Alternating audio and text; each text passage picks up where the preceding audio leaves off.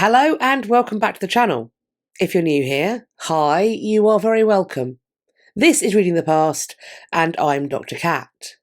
Just over a year ago, a press release was issued which carried the title, Window Cleaner Discovers £200 million Shakespeare Portrait. Now, if the authentication that is discussed in this press release does end up being widely accepted, then that will make this the only portrait that is recognised officially to have been painted of William Shakespeare during his lifetime. Not inconsequential, I feel, is the fact that if this is indeed what it's said to be, then this painting is going to be worth an estimated £100 to £200 million. As to why a potential image of Shakespeare that may have been created during his lifetime has garnered such attention and is possibly so valuable, there are perhaps a few answers. Firstly, scarcity is, and always has been, a massive driving factor when it comes to the focus on an object and its valuation. So too is going to be the prominence of Shakespeare in the culture today. I also think people want to find ways to connect with this individual who has his name on those plays and poems that so many of us know so well. Much of his biography is, after all, obscured, and this has led some people to use the plays and the poems as a means to flesh out their understanding of Shakespeare and his possible character. However, this practice is highly contested in terms of its scholarly value. And so perhaps all of this explains why there is this interest in his face. It might give people a sliver of that connection that they seem to want. But I'm interested to know what you think about this. In the meantime, today I think we should look at this portrait in the context of the other images that have been determined to depict Shakespeare, and some images where that is just suspected. Let's take a look.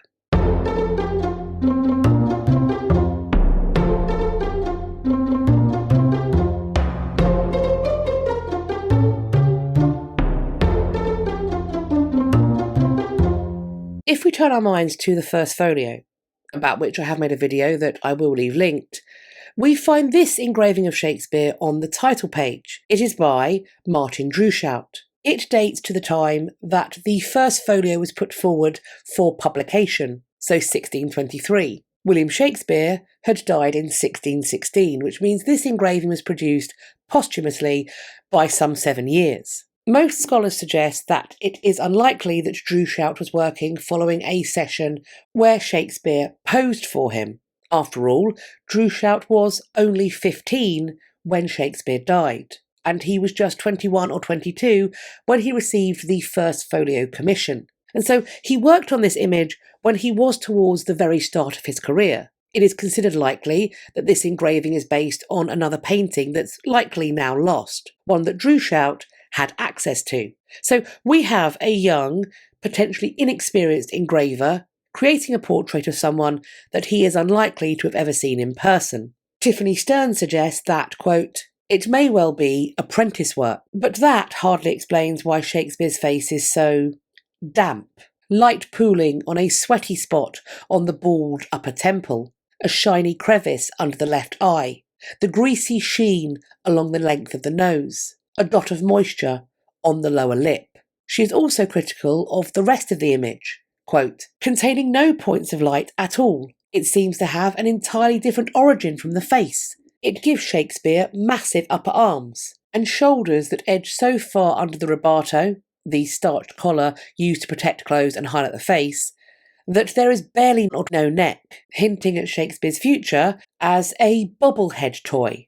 The body takes up a good half of the picture, and yet conveys no information. The dark clothes are without ornamentation or jewellery, and the arms do not extend to hands, so cannot display rings or hold tools of the craft, pens, books, actors' parts. The folio Shakespeare portrait as a whole consists then of a badly copied head, and under it an ungainly body, apparently supplied by Droeshout himself. Simon Andrew Stirling refers to, quote, peculiarities in the engraving.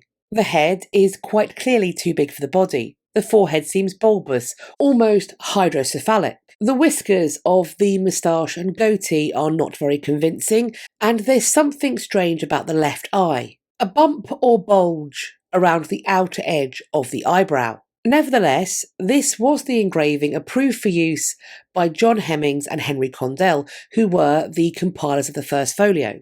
They also knew William Shakespeare, as like him, they too were members of the King's Men Playing Company, and they were apparently pleased enough with this engraving to include it in their costly publication. Equally though, we can't be sure that it was a perfect likeness of Shakespeare that Hemming and Condell wanted when they approved this engraving for the First Folio.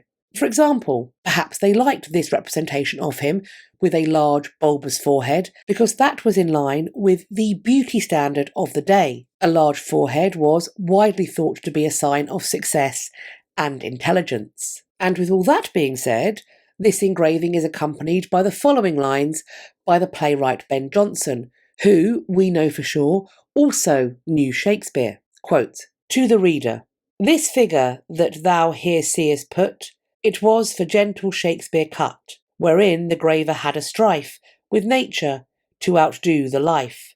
Oh, could he but have drawn his wit as well in brass as he has hit his face, the print would then surpass all that ever was writ in brass. But since he cannot, reader look, not on his picture, but his book." Here, Jonson points to the effort that has been expended by the engraver to, quote, outdo the life, and accurately depict or, quote, hit his, meaning Shakespeare's, face. However, he also complains that no image can do justice to Shakespeare's wit, so it's better to pay more attention to, quote, his book, meaning the First Folio. Another extant commissioned depiction of William Shakespeare, also posthumous, is this. His funerary monument, which is near to his burial place in the chancel of Holy Trinity Church in Stratford upon Avon. This was put up a couple of years after Shakespeare's death, and so it does predate the engraving from the First Folio. In the intervening centuries, this limestone monument has been repainted, restored, painted over completely in white, had the white paint then removed, and then,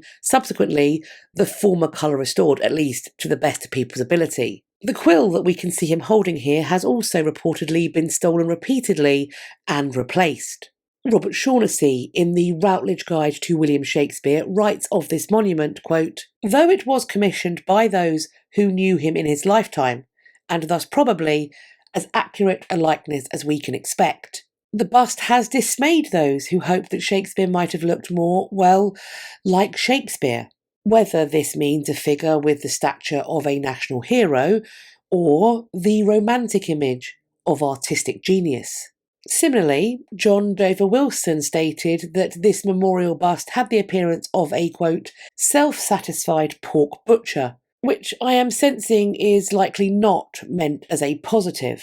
Lena Cowan-Orlin has challenged Shaughnessy's account of who commissioned this monument. Rather than it being those who knew Shakespeare, Orlin states that, quote, "It is highly likely that Shakespeare himself commissioned the monument.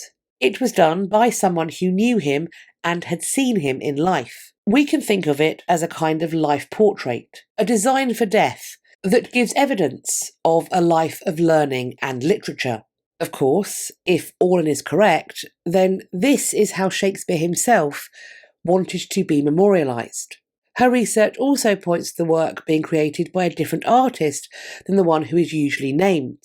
Rather than it being Gerard Johnson, who is described as being a garden decorator, Orlin believes the memorial is instead the work of his brother Nicholas, who was a tomb maker, and so probably a more fitting candidate. Helpfully, Nicholas is recorded as having spent time in Stratford-upon-Avon in the year before Shakespeare's death. On top of this, though, he may well have met Shakespeare in London, as Nicholas's workshop was situated close to the Globe Theatre. Orlin believes that an explanation for why Shakespeare broke with the tradition that we see carried out by his contemporaries and did not use his will to provide directions as to how he wished to be memorialised is that he had already commissioned this work by Nicholas Johnson, and he trusted that it alone would suffice for his memory. Dahlia Alberge, writing about Orlin's findings for The Guardian, adds that, quote, her research also links the effigy to monuments that were specifically connected with Oxford. The figure is wearing an Oxford University's undergraduate gown, and the cushion detail is found in monuments memorialising lives of distinction in its college chapels. The fact that he wanted to be memorialised with links to the university, despite never going to university himself, now suggests some collegial association that we don't know about. So far, we have looked at works confirmed to represent Shakespeare, both of which were produced after his death, and that fact does raise some questions about their accuracy, potentially. There are, though, works that have been reliably dated to the period that Shakespeare was alive. However, in the case of all of these works, it is the identity of the sitter that is contested.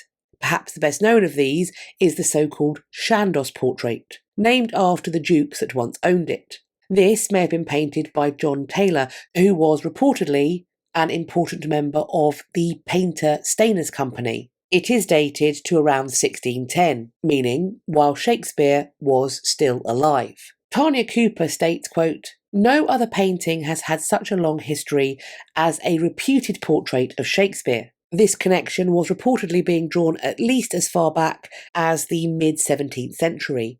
And certainly George Virtue seems to have been assured of the subject in this painting being Shakespeare when he wrote about the painting in the early 18th century. While there is much evidence to support this claim, such as the early history and provenance of the picture and the development of author portraiture in this, there is no conclusive proof of the identity of the sitter. Much, though, has been made of the facial similarities that can be seen between this painting, the Holy Trinity monument, and the engraving from the First Folio. Indeed, some suggest that this is the, or maybe a painting, that acted as a source for Droeshout. Then, of course, there is also that painting that I talked about at the very start of this video.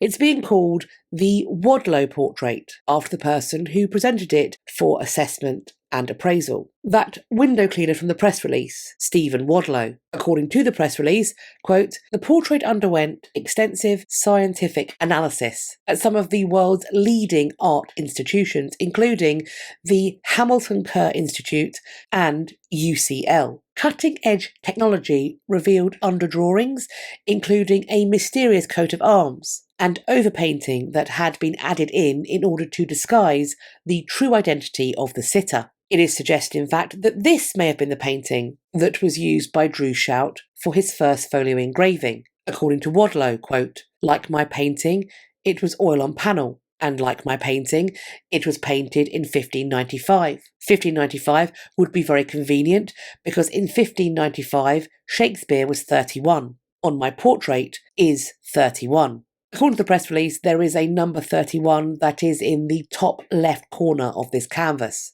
Following a multispectral analysis at Lumiere Technology in Paris, the chief executive officer of that company, Jean Beinecke, was quoted as saying, "The conformity with the mouth. It's absolutely the same, undoubtedly, just by observation. So for me, really, I agree with the hypothesis that this is a portrait of Shakespeare." Simon Andrew Sterling describes this piece as, quote, "very special," and explains, quote, "It was brought to my attention by the owner, who had already established that it was painted on a wooden panel in the early years of the 17th century. It's Shakespeare's face. It matches the proportions of the Chandos portrait, the Cobb portrait, and others. The Wadlow portrait has been altered in times past.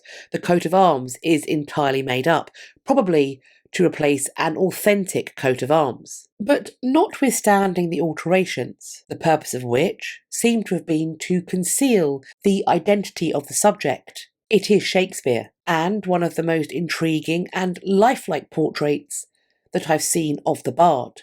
Stephen Wadlow's years-long journey to find out about and to authenticate this portrait is also the subject of a Netflix documentary called The Stuff of Dreams. Do let me know if you've seen this documentary, and if you have, do you recommend me giving it a go? Sterling referenced the Cobb portrait, and that's this one. He suggests that it has a matching face to the one found in both the Chandos and the Wadlow portraits. The Cobb portrait, painted in around 1610 and originally belonging to the family of Henry Wriothesley, Earl of Southampton, who was, of course, one of Shakespeare's leading patrons and is also named as a potential candidate for the person being addressed in Shakespeare's Fair Youth sonnets. There is a Latin inscription across the top of the portrait, Principum amicitias, which, it is suggested, comes from an ode by Horace and from a line that translates to the dangerous friendship of princes. This ode was addressed to Gaius Asinius Pollio, who was, among other things, a poet and a playwright. However, the claim that this portrait depicts Shakespeare is contested, and some scholars believe that instead it really shows Sir Thomas Overbury. Arguably even more contested is the idea that these next portraits depict Shakespeare, as some have suggested. We have the Sutherland Gower portrait from around 1590, or the Grafton portrait, where we see a curly-haired and beautifully dressed man who was 24 in 1588, which Shakespeare would have been. This also would have been at the very start, if not prior, to his writing career taking off. And perhaps this fact offers a challenge to the idea of this portrait depicting Shakespeare as far as you're concerned. Or maybe not. Let's wrap up then with a side-by-side look of all of these versions of Shakespeare, or perhaps more properly, supposed versions of Shakespeare that we have looked at today. I would like to know what you think of these images. Do you think that we have seen the real face of Shakespeare today? Why do you think there has been, indeed still is, such a desire to know what this man might have looked like? As always, I'm looking forward to reading your conversations in the comments section underneath this video, but I would also love it if you could pop an emoji or a social glyph in the comments too, because that will boost the engagement, which gets the video shared out more, which should help us to grow our community. I'm thinking the only choice is something theatrical. However, I'm pretty sure there are a fair few theatrical emojis on offer, so do write why you've picked what you've picked, because I am reliably informed the algorithm goblins do like it when there are words in the comment. You can find me elsewhere on social media. I will leave links to places you can find me on the internet in my description box. Please do follow me over on some or all of those. We can continue this conversation and start some others. I do hope you enjoyed this video and found it useful. If you did, please share it with your friends, and indeed, if you do like this channel, please let some pals know about it. You can tell me this video in particular by hitting the thumbs up. Please do subscribe to the channel. If you think you are subscribed, have a check now, just to make sure you don't be mysteriously unsubscribed against your will, because YouTube can be sneaky.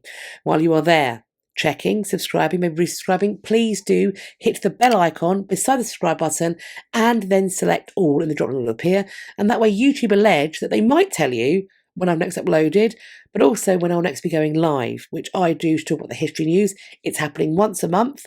You send me lots of news items that connect to history, whether that's exhibitions, discoveries, people misbehaving at historical sites, all of that good stuff. It is a good time. You will not want to miss it. We have, of course, got our failsafe.